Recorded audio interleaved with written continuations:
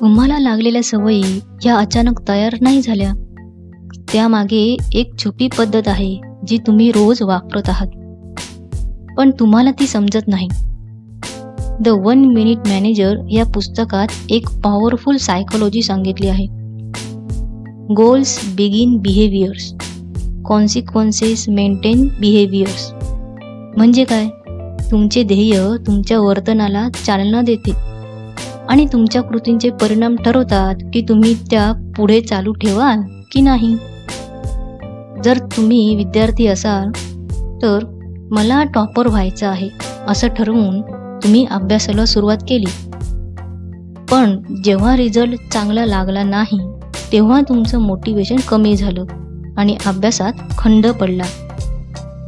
जर तुम्ही फिटनेस प्रेमी असाल तर तुम्ही जिम लावता, फिट बॉडी बनवायचे ठरवून सुरुवात केली. काही दिवसांनी आरशात पाहिल्यावर काहीच फरक दिसला नाही. योग्य परिणाम न मिळाल्याने तुमची फिटनेसची सवय मोडते. जेव्हा तुम्ही उद्योजक व्हायचं असं ठरवून तुम्ही एक व्यवसाय सुरू करता, पैसे कमवून आपला व्यवसाय मोठा करायचं असं ठरवता, तेव्हा तुम्हाला सतत अपयश येतं.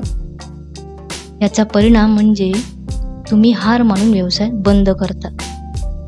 यातील सत्य काय आहे की आपण ध्येय ठरवून एखाद्या गोष्टीला सुरुवात करतो, पण मिळणाऱ्या त्याच्या परिणामांमुळे आपण टिकून राहतो किंवा थांबतो. म्हणून यशस्वी लोक काय करतात माहिती आहे? ते फक्त ध्येय ठरवत नाही तर छोटे यश मिळवत राहतात. कारण छोटे यश म्हणजे सकारात्मक परिणाम आणि सकारात्मक परिणाम म्हणजे पक्की सवय. आज स्वतःला विचारा, मी जे सुरू केले होते ते का सोडून दिले? परिणाम लगेच मिळाले नाहीत म्हणून का?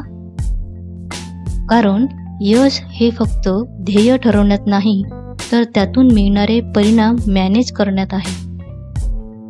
द 1 मिनिट मॅनेजर आपल्याला हेच मानसशास्त्र शिकवते. तुमच्या वर्तनाची सुरुवात तुमच्या ध्येयांपासून होते आणि तुमचे भविष्य तुमच्या कृतींच्या परिणामांवरून ठरते. फॉलो करा अशाच पॉवरफुल बुक लेसनसाठी.